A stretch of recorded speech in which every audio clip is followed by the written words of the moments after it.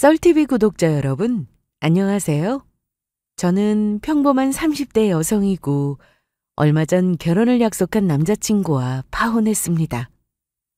한때 이 사람이면 평생 함께해도 괜찮겠다고 믿었는데 결국 파혼이라는 결정을 내리고 나니 후련하면서도 한편으로는 참 허탈하고 그렇네요. 그래도 이 글을 쓰는 지금 드는 생각은 결혼하지 않고 파혼하기를 정말 잘했다는 겁니다. 끝까지 가지 않고 중간에 끊어낼 수 있는 게 얼마나 다행이라 생각되는지 몰라요. 왜 우리는 사랑에 빠지면 이 사람은 나랑 같은 거야, 서로 다르지만 존중해 줄 거야 라는 근거 없는 믿음을 가지게 될까요? 저 역시 그런 믿음으로 남자친구를 이해하고자 했습니다. 전 남자친구와 결혼을 준비하면서 좋은 사람이라 생각했던 사람의 껍데기 안에 감춰져 있던 속물적인 계산과 이기적인 태도가 어떤 식으로 사람을 숨막히게 만드는지 똑똑히 보게 되었어요.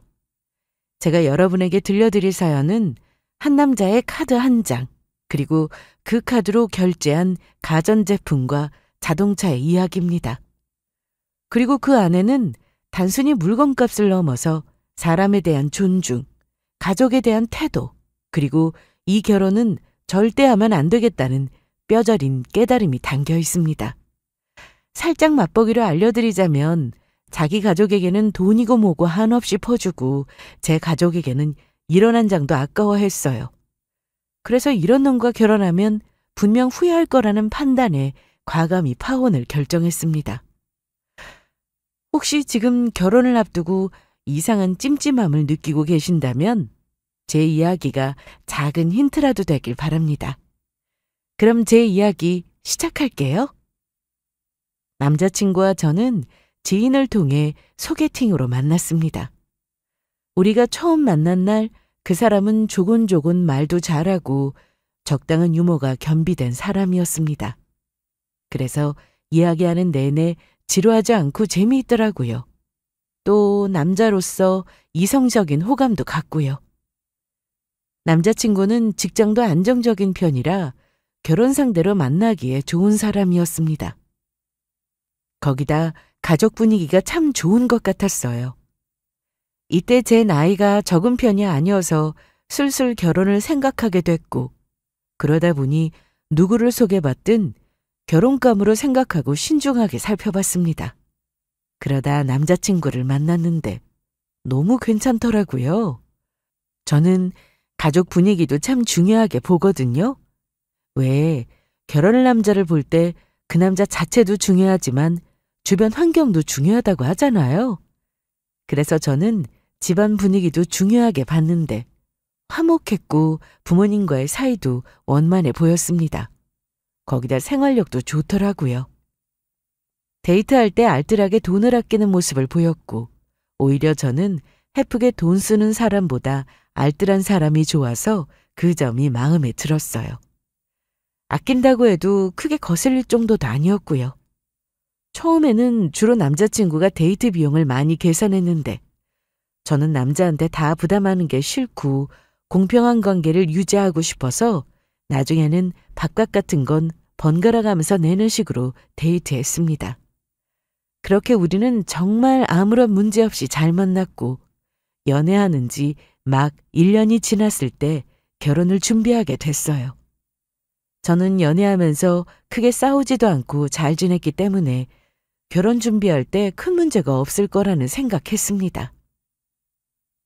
그런데 그게 아니더라고요. 문제는 결혼 준비가 구체화하기 시작하면서부터 벌어졌어요. 저희는 상견례는 조금 일찍 한 편이에요. 뭐 상견례 시기가 딱 정해진 건 아니지만 보통 중간이나 마무리쯤에 진행되는데 저희는 결혼 준비를 시작하면서 바로 상견례까지 해버렸습니다. 그렇게 양가 상견례도 무난히 끝났고 예비 시댁에서는 혼수 같은 거 안 바라니 따로 해올 것 없다고 했고 그냥 양가 모두 혼수는 생략하자고 하더군요. 그 말씀에 저희 부모님도 그렇게 하는 게 좋을 것 같다고 동의하셨습니다. 혼수 비용을 아껴서 다른 곳에 쓰면 더 좋으니까 저도 그러는 게 낫겠다고 생각했고요. 어쨌거나 여기까지는 정말 완벽했습니다. 뭐 하나 특이점이 없었고 진짜 괜찮았어요. 남들은 결혼 준비하면서 많이들 싸운다는데 우리는 그런 잡음도 없을 것 같다는 확신이 들었습니다. 그 정도로 순탄했거든요. 하지만 어느 순간 터지고야 말았습니다. 생각지도 못한 일이 생기면서 그게 화근이 되어 파혼까지 하게 되었어요. 사건의 발단은 남자친구가 제게 카드를 빌려달라고 하면서부터였습니다. 어느 날 남자친구가 이렇게 말했어요. 우리 집에 이번에 이사하는데 엄마가 냉장고 바꾸고 싶다고 하셔. 근데 내 카드 한도가 조금 간당간당하네. 그래서 말인데 카드 좀 빌려줄 수 있을까? 남자친구와 결혼을 준비하고 나서 예비시댁의 이사 소식을 듣게 되었어요. 그래서 그렇구나 하고 넘겼는데 남자친구가 이사할 때 가전제품을 새로 사야 할 것 같은데 자식으로서 보태고 싶은데 결혼 준비한다고 현금이 다 들어간 상황이고 카드도 한도가 다 차서 구매할 방법이 없다고 했고 대신 제 카드를 빌려주면 안 되냐고 했습니다. 우선 제 카드로 결제하고 본인이 갚겠다고 하길래 알겠다고 했습니다. 뭐 남들은 결혼도 하기 전에 돈거래를 왜 하냐고 안 좋게 생각할 수도 있겠지만 저는 상관없었어요. 어차피 결혼할 사이이고 월급 받으면 같이 관리할 텐데 그럼 남자친구 돈이 제 돈이고 제 돈이 남자친구 돈이라 생각했습니다. 더구나 결제하고 저보고 갚으라는 것도 아니고 카드만 빌려주면 본인이 갚겠다는데 문제될 거는 없잖아요. 남자친구가 떼어먹을 사람도 아니고 믿었기 때문에 흔쾌히 알았다고 했죠. 거기다 남자친구가 그러더군요. 예비시댁에는 제가 사드리는 걸로 이야기하겠다고요. 그럼 결혼하기 전에 톡톡히 점수 따는 거라고 했습니다. 뭐 갚는 건 남자친구가 갚고 저는 그저 카드만 빌려주는 건데 예비 시부모님께 그렇게 이야기하면 줘야 나쁠 거 없으니까 알았다고 했어요. 그렇게 저는 제 카드를 빌려줬고 남자친구는 이사갈 집에 드릴 전자제품을 구매했어요. 김치냉장고, TV, 세탁기, 건조기까지. 총액은 약 720만 원 정도 됐습니다. 며칠 뒤 남자친구랑 같이 식사하게 됐는데 그때 남자친구의 친구에게 전화가 걸려왔어요. 남자친구는 친구와 통화하면서 최근에 있었던 일을 이야기 나눴는데 부모님 이사하면서 여자친구가 가전제품을 싹 바꿔드렸다고 이야기하더라고요. 나중에 통화 끝내고 그런 이야기는 뭐하러 하냐고 내가 사드린 것도 아니고 카드만 내 것으로 결제한 건데 뭐하러 그렇게 이야기했냐고 했더니 그냥 제 위신 세워주고 싶어서 그랬다고 했습니다. 그렇게 이야기했더니 친구가 세상에 그런 예비 신부가 어디 있냐면서 여자친구 진짜 착하다고 엄청 부러워했대요. 저는 제가 해드린 것도 아닌데 거짓말해서 마음이 조금 그랬지만 남자친구는 제 위신도 세워주고 겸사겸사 친구들이 자신을 부러워하는 것도 즐기고 좋지 않냐고 했습니다. 솔직히 저는 그런 거짓말을 뭐하러 하나 싶고 내키지 않았지만 남자친구가 대수롭지 않게 여기니까 그러려니 더 이상 이야기하지 않고 넘겼어요. 하지만 문제는 그 다음이었습니다. 남자친구는 2달 동안 카드값을 잘 갚았어요. 그런데 어느 순간부터는 나 몰라라 하기 시작하더군요. 너는 왜 이번 달 카드값 안 보내? 저번 달에도 안 보내서 내가 냈잖아. 미안해. 저번 달에는 돈이 부족해서 그랬는데 이번에는 내가 꼭 보내줄게. 뭐? 카드 결제일은 월급 전이잖아. 또 나더러 내라고? 어쩔 수 없잖아. 지금 당장 못 주는데 우선 급한 대로 네가 해결하고 월급 타면 내가 바로 줄게. 너 저번에도 그렇게 말해놓고 결국 안 줬잖아. 말했잖아. 그때는 상황이 어쩔 수 없이 흘러가서 그런 거잖아. 생각지도 못한 변수 때문에 그런 건데 뭘 그렇게까지 화를 내고 그래. 진짜 너무하네. 뭐? 내가 너무하다고? 남자친구가 다달이 잘 갚겠다고 해놓고는 돈이 부족하다고 저더러 대신 내주면 월급 타서 갚겠다고 하길래 하는 수 없이 제가 해결했어요. 그런데 월급 타고 나서 아무런 말이 없더라고요. 저는 어련히 알아서 주겠지 생각하고 먼저 말 안 하고 기다렸거든요. 그런데 계속 모른 척 아무렇지 않길래 어이가 없던 차였습니다. 심지어 또 결제일이 돌아오는데 돈을 안 보내줘서 한 소리 하며 눈치 줬더니 또 같은 소리를 해대서 기분이 확 상했어요. 그래서 저번에도 그렇게 말해놓고 또 그 소리냐고, 이번에도 나 몰라라 하면 어쩔 거냐고 했더니 마지막에는 남자친구가 서운하다는 투로 말했습니다. 내가 뭐 떼어먹는데? 상황이 안 되니까 한 번만 더 도와달라는 거 아니야. 솔직히 내가 말 안 하려고 했는데 너무 치사한 거 아니야? 아니 내가 남도 아니고 곧 남편 될 사람인데 대신 내주면 좀 어때? 우리가 돈 때문에 이렇게 싸울 사이는 아니잖아. 진짜 서운하다.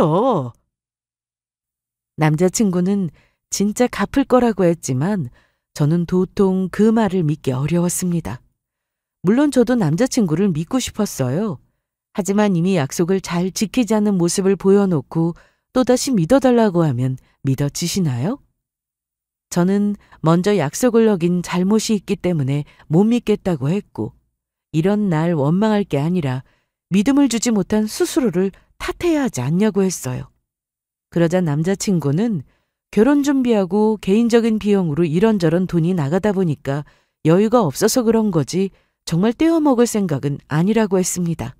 그러다가 마지막에는 살짝 서운한 투로 어차피 결혼할 건데 우리 사이에 꼭 이렇게 내 돈, 네 돈 따져야 하냐고, 솔직히 며느리로서 돈 조금 내주는 게 뭐가 어렵냐고 궁시렁거리더라고요. 남자친구가 제 카드로 결제만 하고 갚는 건 본인이 갚겠다고 했잖아요. 그러면서 제 위신 세워준다고 시부모님께는 제가 사드리는 거라고 이야기했는데 남자친구는 이 부분을 이야기하면서 거짓된 말로 점수 따는 것보다 실제로 얼마 보태서 점수 따는 게 스스로한테도 떳떳하지 않냐고 했습니다. 그 말을 들으니 저는 너무도 어이가 없었어요.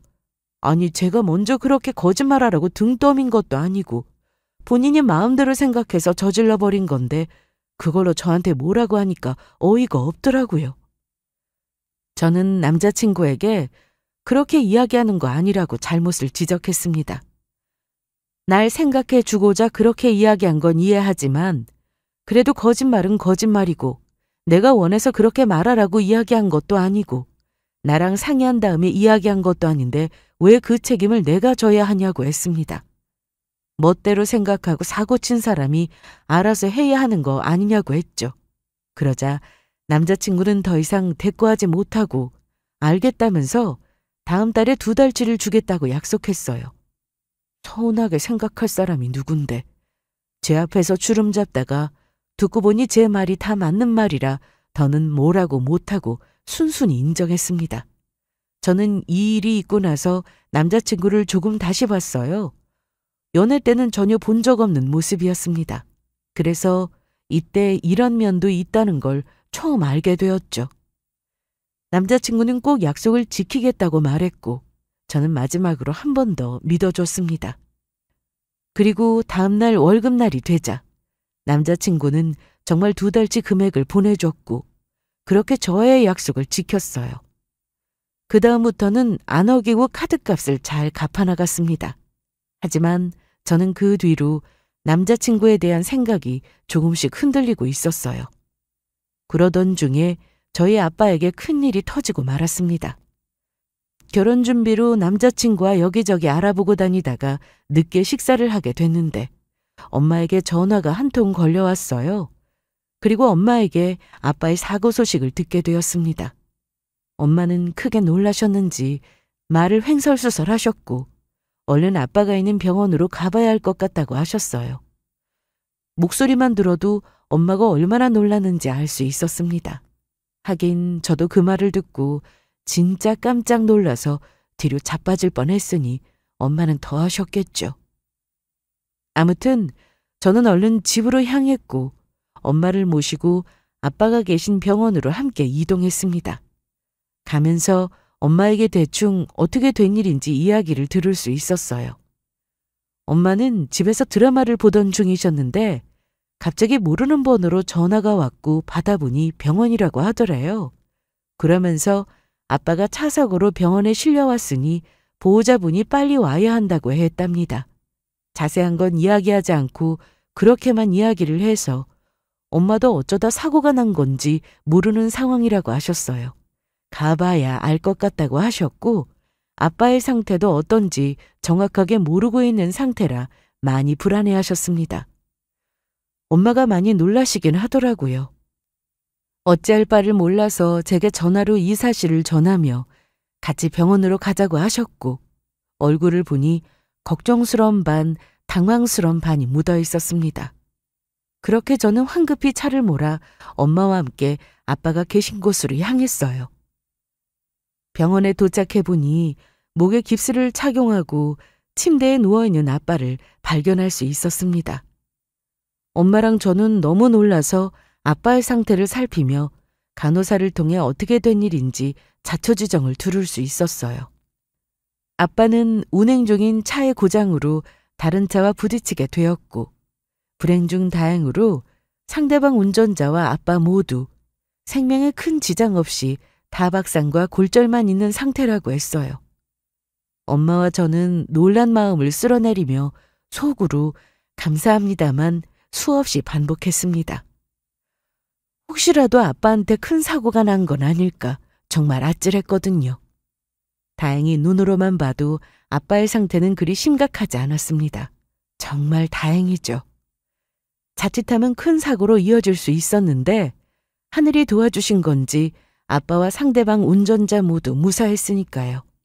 아빠는 사고 당시 크게 놀라셨고 병원에 도착해서 긴장이 풀리다 보니까 살짝 잠이 드신 상태였어요.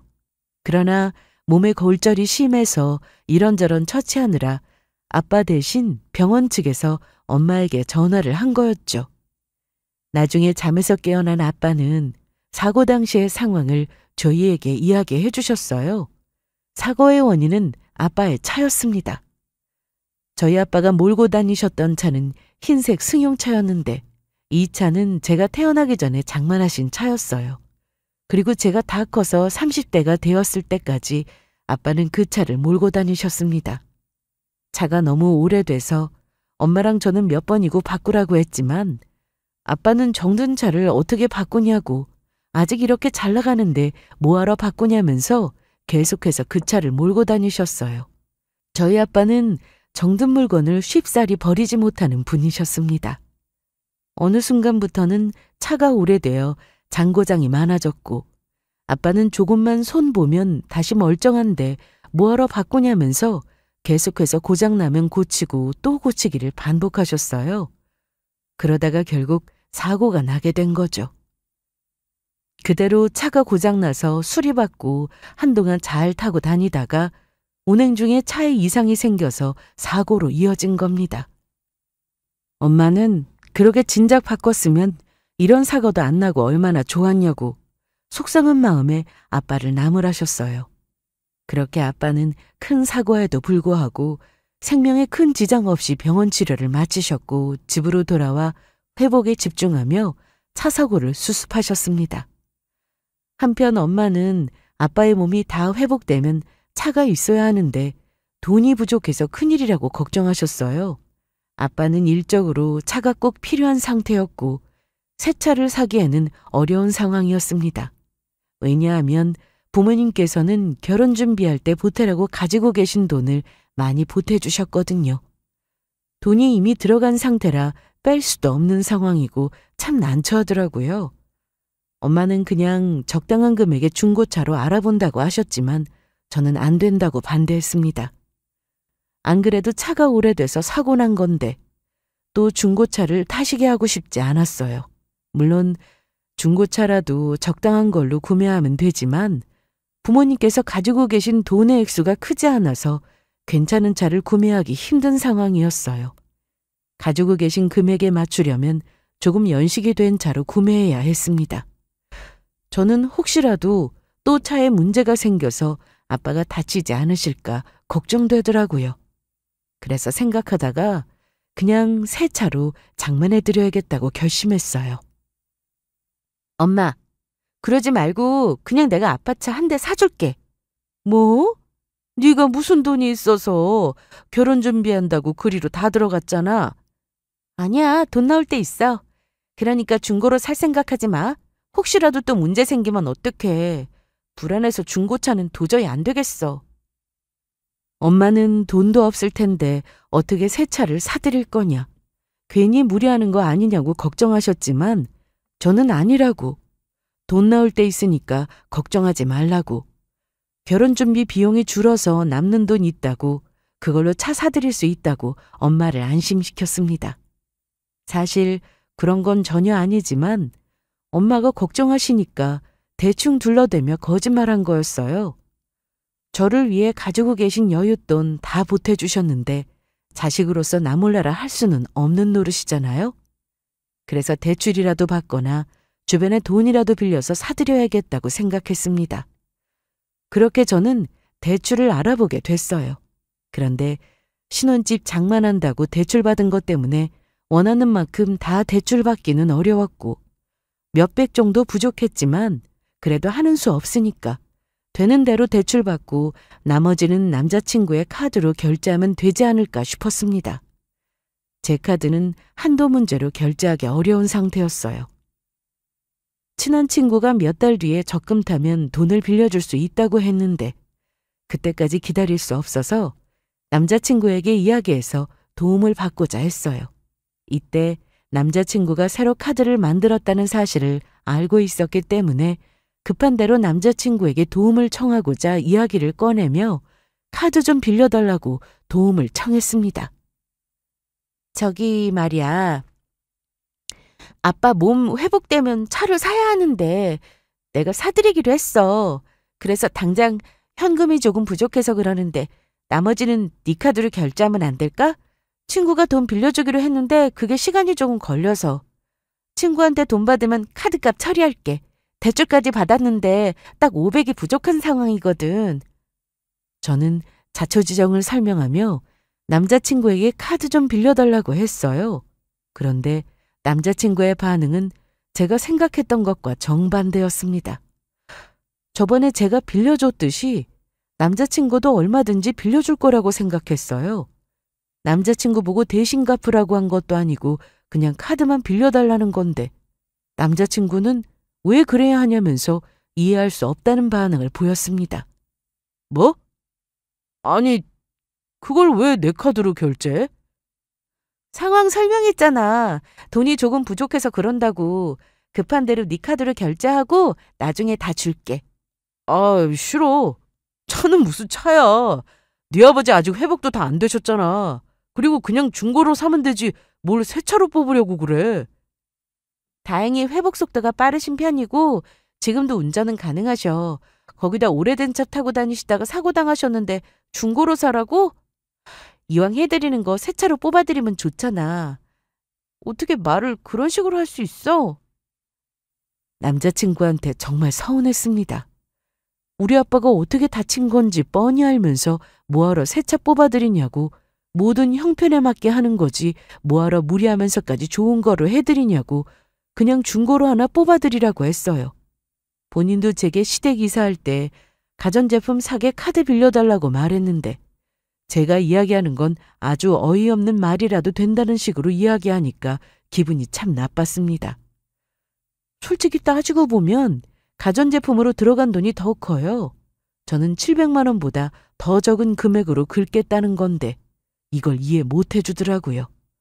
자기가 카드 빌려달라고 말하는 건 되고 나는 안 되는가? 어이없었습니다. 저는 남자친구가 카드 빌려달라고 할 때 뭐하러 새 걸로 사드리냐, 그냥 적당한 거로 중고로 사드리라고 말하지 않았습니다. 그런데 남자친구는 저와 다르게 반응하니까 진짜 너무한다 싶더라고요.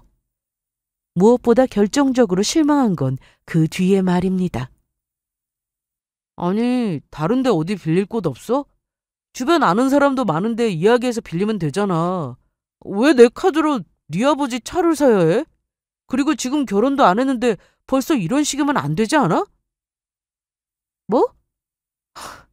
너 진짜 어이없다. 나한테 카드 빌려서 가전제품 사놓고 그런 말을 해? 남자친구의 말에 기분이 팍 상할 대로 상한 저는 어떻게 그런 식으로 말하냐고 화를 내며 따졌습니다. 나는 네 앞에서 단 한 번도 너희 엄마 아빠라고 말한 적 없고 꼬박꼬박 존칭 써서 어머님 아버님이라고 하는데 너는 왜 말끝마다 네 아빠라고 하냐고. 나이만 먹었지 개념은 밥 말아 먹은 거냐고 했어요. 또 결혼 전에 가전제품 산다고 카드 빌려간 사람 누구냐고. 너도 그렇게 이야기해놓고 왜 나는 큰 잘못 저지른 사람처럼 반응하냐고 했습니다. 그랬더니 잠시 아차 하면서 당황해하다가 이내 그때랑 지금은 상황이 다르지 않냐고 하더라고요. 그때랑 지금은 상황이 다르지. 나는 제법 큰돈이니까 어디 빌리게도 뭐하고 그래서 어쩔 수 없이 네 카드 사용한 거고 너는 이 정도 금액이면 충분히 다른 곳에서 빌리면 되잖아. 그리고 내가 너한테 카드 빌린으로 느낀 게 하나 있는데 아무리 부부될 사이라고 해도 돈 거래는 하면 안 될 것 같더라. 잊었어? 돈 때문에 우리 싸운 거? 혹시나 또 그러면 어떡해. 난 너랑 싸우기 싫어.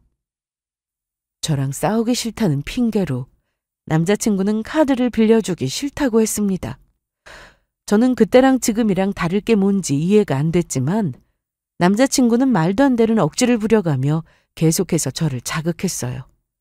진짜 이렇게 이기적이고 제 가족만 생각하는 사람인 줄 몰랐습니다. 알았더라면 결코 결혼까지 생각하는 일은 없었을 거예요. 그리고 정신이 번쩍 들면서 확신했습니다. 이런 놈과 결혼은 무슨 얼어 죽을, 당장 파혼해야겠다고요. 아빠가 차 사고를 당하시면서 결혼 전에 이게 무슨 일인가, 좋은 일 앞두고 우리 가족에게 왜 이런 일이 생긴 걸까 속상했습니다. 그런데 다시 생각해보니 안 좋은 일이 아니더라고요. 물론 아빠가 다치신 건 속상한 일이지만 그래도 사고에 비하면 크게 다치신 것도 아니었습니다.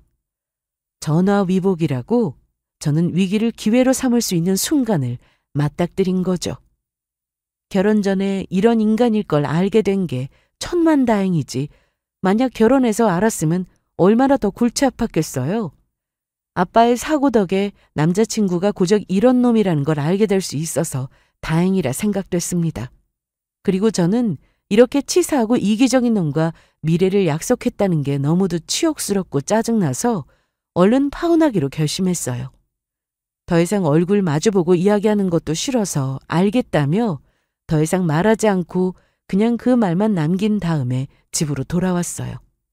그러고는 그날 저녁 남자친구에게 삐졌냐는 문자 한 통을 받았습니다. 대꾸할 가치도 없고 짜증나서 그냥 읽고 씹었는데 남자친구는 뭐 이런 일로 삐지냐고 또 문자를 보내더니 급기야는 저를 달래줄 생각도 없는지 더 이상 어떠한 연락도 없었습니다. 그러니까 더 괘씸하더라고요. 물론 남자친구가 풀어준다고 해도 넘어갈 생각은 없었습니다. 이미 파혼하기로 마음먹었고 결혼하기 전에도 이렇게 이기적인데 결혼해서는 얼마나 더 이기적으로 굴겠어요. 제 가족만 챙기기 급급해질 텐데 그 꼬락서니를 어떻게 보고 살라고요. 그렇게 그날 밤 자려고 딱 누웠는데 도무지 분이 풀리지 않았습니다. 생각할수록 너무도 괘씸했어요. 그냥 쉽게 파혼을 고하기에는 분이 안 풀릴 것 같았습니다. 왜 시댁에 쓰는 건 당연하고 친정에 쓰는 건 안 된다면서 화를 내는 거지? 왜 내 카드는 시댁에 써도 되고 자기 카드는 안 되는 거냐고. 생각할수록 화가 치밀어 올랐습니다.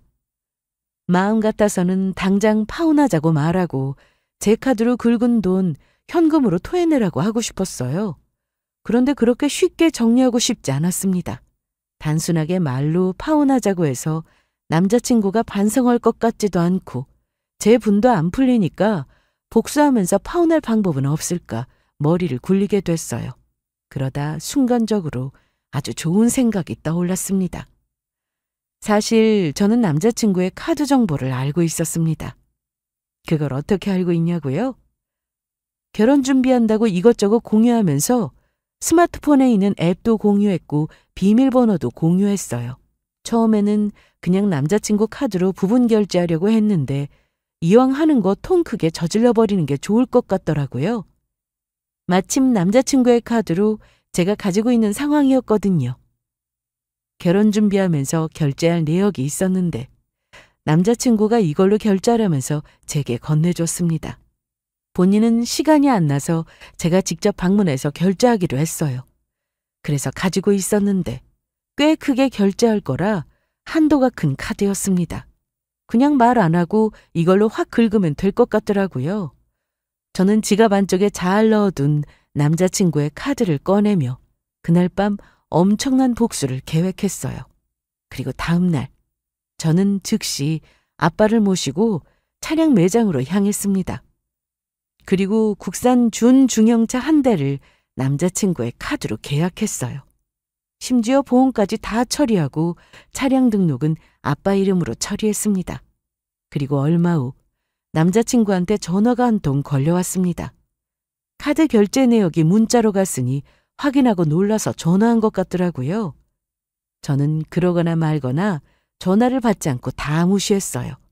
그러자 문자로 이게 뭐냐면서 얼른 연락 좀 달라고 하더군요. 하지만 문자에 답도 안 하고 피말라 죽어보라는 심정으로 계속해서 무시했습니다. 그러고서 그날 밤 남자친구 집 근처로 찾아가서 할 말이 있으니 나오라고 했어요. 하루 종일 제 연락을 기다렸는지 전화를 하자마자 몇 번의 신호음 끝에 황급히 전화를 받더군요.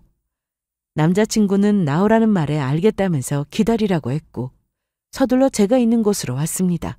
그러고는 다짜고짜 그 문자 뭐냐면서 대체 뭘 산 거냐고 묻길래 아무렇지 않은 듯 웃으면서 이렇게 말했어요. 아, 그거? 우리 아빠 차. 너도 우리 집에 미리 점수 따면 좋을 것 같아서 네 카드로 결제했어. 제 말을 들은 남자친구는 순간적으로 얼굴이 하얗게 질리더니 사실이 아닐 거라고 이건 거짓말이라는 표정으로 정말 자신의 카드로 결제한 거냐고 재차 물었습니다. 그래서 저는 그렇다고 하자 남자친구는 버럭 화를 냈어요. 뭐? 너 미쳤어? 그걸 왜 카드로 긁어? 그것도 허락 없이. 내가 말했지 분명히 안 된다고. 너 이거 절도야. 알아? 당장 가서 취소해. 당장! 남자친구는 버럭 화를 내다가 차오르는 분노를 어찌할 줄 몰라하며 똥마려운 강아지 마냥 제 주변을 왔다 갔다 하다가 허공에 대고 주먹을 막 휘두르며 화를 냈고 이내 제게 와서는 좋은 말 할 때 당장 취소하라고 했습니다. 자신의 카드를 허락 없이 긁은 거라 이건 절도죄며 절대로 그냥 넘어갈 수 없는 상황이지만 내일 당장 취소하면 신고까지는 안 할 테니 날 밝으면 바로 취소하라고 했습니다. 본인이 마지막으로 경고하는 거라면서요? 그래서 저는 싫다고 했어요. 그깟 경고 필요 없고 신고하고 싶으면 마음대로 하라고 했습니다. 그런다고 나는 뭐 가만히 있을 것 같냐고 네가 신고하면 나도 같이 신고할 거라고 했어요. 마음대로 해. 신고한다고 하면 누가 무서워할 줄 알고? 뭐? 너 아주 막 나가자는 거야? 절도죄가 얼마나 큰지 몰라서 이래? 나 장난으로 하는 말 아니야. 너 정말 크게 잘못될 수 있어. 그래? 그럼 어디 한번 같이 잘못돼보자. 나도 경찰에 김치냉장고, TV 등등 가전제품 긁은 영수증 같이 보여줄게. 누가 먼저 남의 카드로 결제했는지 한번 따져보자고. 야, 그건 네 허락받고 긁은 거잖아. 증거 있어? 내 허락받고 긁었다는 증거 있냐고. 사실 저는 이 허점을 노리고 남자친구의 카드를 사용했습니다. 제가 카드를 긁었을 때 신고한다고 나올 줄 예상했거든요. 그렇다면 저도 반박할 준비를 해야 하잖아요. 생각해보니 남자친구는 시댁집에 드릴 가전제품을 살 때 직접 만나서 저한테 말로 카드 긁어도 되냐고 허락받았고 그 사안에 관하여 문자를 주고받거나 통화한 게 없기 때문에 증거될 만한 게 전혀 없는 상황이었습니다. 제가 언제 허락받았냐고 증거가 없는데 무슨 소리냐고 오리발 내밀면 끝이란 소리죠. 나중에 가서 남자친구가 내 카드를 긁길래 결혼할 사이고 곧 가족 될 거니까 나도 그래도 되는 줄 알고 긁은 거라고 주장하면 되니까요. 제가 이런 식으로 이야기하자 남자친구는 뒤통수를 한 대 맞은 표정을 지으면서 어떻게 그런 생각을 하냐고 소름 끼친다고 했습니다. 그래서 저는 네가 그렇게 생각할 거 없다. 나는 이기적으로 구는 네 행동에 더 소름 끼쳤다고 했어요. 나는 네가 도움 청했을 때 언제든지 응해줬는데 너는 어떻게 조금도 고민도 없이 단칼에 거절할 수 있냐고. 너한테 정말 실망했고 이렇게 찌질하고 이기적인 놈인 줄 모르고 속아서 결혼할 뻔했다고 했습니다. 그러자 찌질하고 이기적인 놈이란 말에 발끈하더라고요. 뭐? 찌질하고 이기적인 놈? 야, 너 지금 말 다 했어? 내가 뭘 찌질하고 이기적인데? 그러면 아니야? 너는 되고 나는 안 된다는 생각이 이기적인 거 아니니? 결혼하면 한 가족 될 거라고 이야기해놓고 우리 가족은 나 몰라라. 네 가족만 챙기는 게 얼마나 찌질하고 이기적인 행동인데? 야, 몇 번을 말해. 나는 너한테 허락받고 긁은 거잖아. 글쎄, 나는 모르겠는데. 나는 취소할 생각 없으니까 신고하려면 마음대로 해. 어디 한번 진흙탕 싸움해보자고. 너 진짜 왜 이래? 나랑 끝까지 가보고 싶어서 이러는 거야? 이러다 결혼이고 뭐고 다 끝이야. 그래도 괜찮겠어? 결혼은 무슨 결혼? 난 이미 너랑 파혼하기로 마음 먹었어. 찌질하고 이기적인 놈을 뭘 믿고 결혼을 하니? 우리 파혼해. 저는 남자친구에게 파혼 선언을 하고 그대로 집으로 돌아왔습니다. 그 후로도 정말 파혼할 거냐? 용서 구하고 카드 결제 취소하면 다시 받아줄 테니 생각 잘해라. 마지막 경고다. 어쩌고 저쩌고 했지만 저는 싹 다 무응답으로 무시했어요. 그리고 며칠 뒤 남자친구의 엄마로부터 연락이 왔고 남자친구에게 상황을 전해들었는지 전화로 막 따져댔습니다. 결혼 전부터 뻔뻔하게 동의도 없이 남자 카드 쓰고 그러면 어쩌냐고. 이렇게 막대 먹은 사람인 줄 알았으면 결혼 허락 절대 안 했을 거라고 적반하장으로 나오길래 저야말로 같은 생각이다. 이런 개념 없는 집안일 줄 알았으면 결혼할 생각 애초에 하지도 않았을 거라고 했어요. 저한테는 그딴 찌질하고 이기적인 놈은 어울리지 않으니 그대로 파혼 진행하자고 했습니다.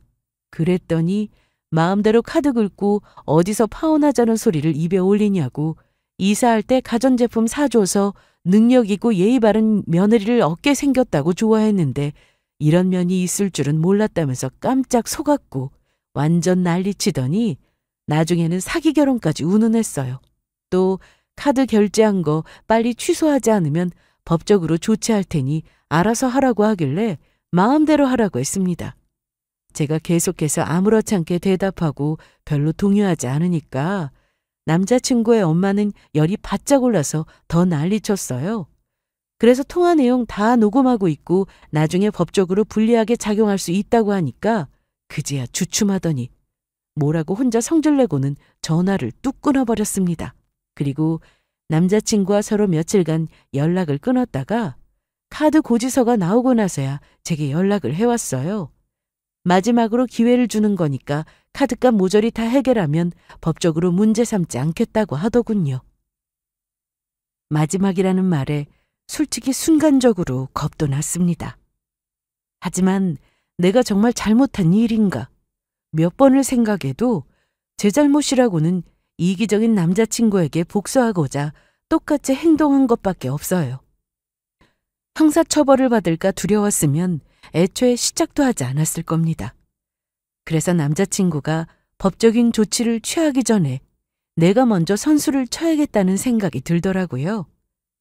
다음 날 바로 변호사를 선임했고 지금까지의 카드 사용 내역과 구매 영수증, 결혼 준비 당시 상황 등을 서류로 모두 정리해서 들고 갔습니다. 변호사님의 반응은 단호했어요. 남자친구 카드로 차량 결제한 것은 형식상 명의 도용 가능성이 있지만 쌍방간 카드 공유 상태였는가와 결혼을 전제로 한 공동생활 준비였는가가 중요하다고 했습니다. 상대방이 고소를 하더라도 결혼을 전제로 한 공동 소비, 상대방의 묵인된 사용으로 맞고소가 가능하다고 했어요. 그리고 가전제품 구매권을 봤을 때 상대방은 제 명의로 수백만 원을 소비했고 그에 대한 명확한 동의서나 허락을 받았다는 증거가 없는 상황이니까 오히려 제가 피해자로 볼 수 있다고 했습니다. 아무래도 소송은 증거 싸움이니까요. 그렇다고 좋아할 수만은 없는 게 소송은 정말 말 그대로 진흙탕 싸움이라 시간이며 돈이며 많은 것들이 들어가는 만큼 질기고 지루한 싸움이라고 했어요. 법적으로 둘 다 애매한 상황이라 되도록 형사 고소 없이 합의하는 게 제일 좋은 방법이라고 하더군요. 어차피 제가 가만히 있는다고 남자친구도 가만히 있을 것 같지 않고 소송하면 둘 다 피곤해지는 건 마찬가지인데 질질 끌어봤자 좋을 게 없어서 여러 가지를 고려한 끝에 내용 증명을 보냈습니다. 정식으로 파혼 통보 및 정산을 요청했어요. 그리고 상호명의 무단 사용권에 대한 민형사상 책임 면제 조건 합의를 담은 문서를 남자친구에게 보냈습니다. 서류 속의 내용에는 결혼을 전제로 한 소비였으므로 명의 도용으로 보기 어렵다. 본인이 먼저 내 명의로 시댁 가전제품 구매를 진행한 점이 명백하다.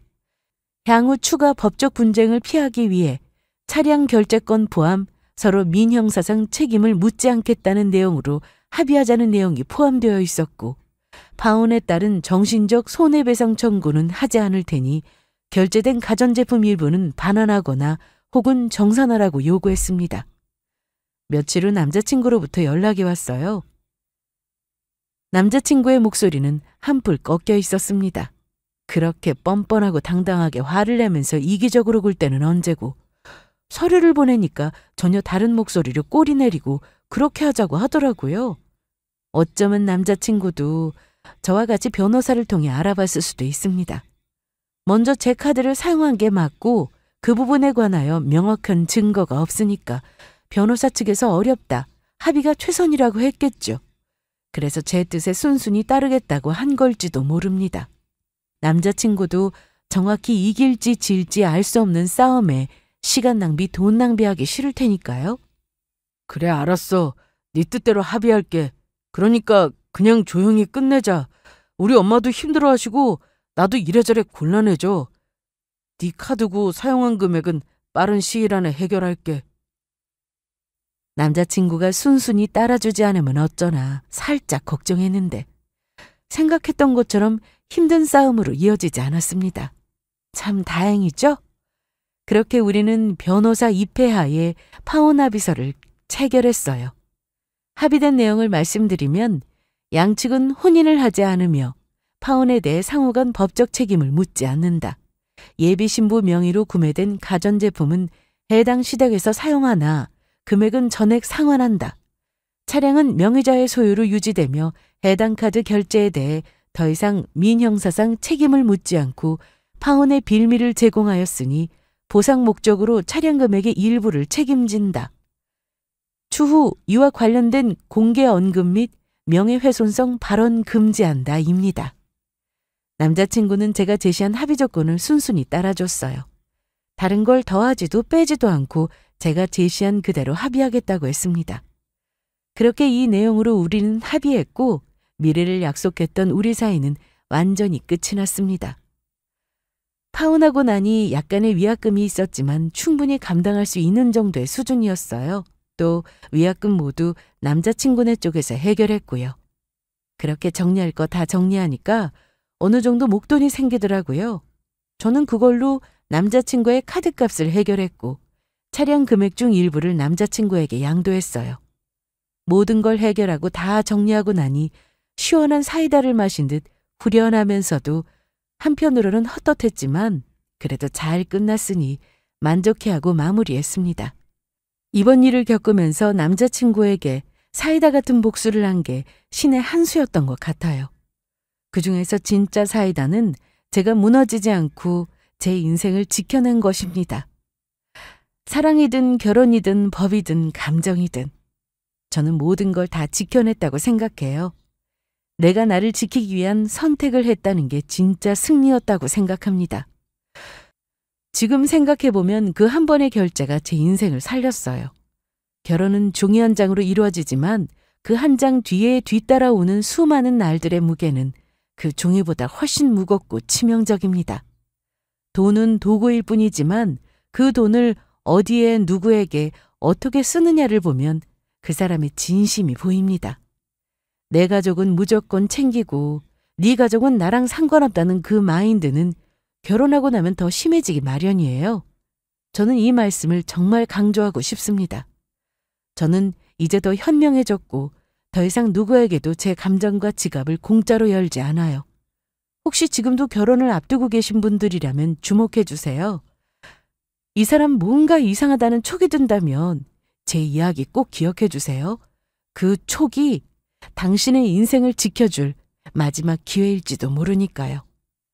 여러분도 저처럼 오늘도 나 자신을 아끼고 지키는 하루가 되시기를 바랍니다.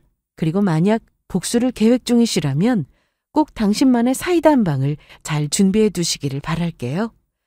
여러분을 응원하면서 이만 글을 마치겠습니다. 긴 사연을 들어주셔서 진심으로 감사합니다.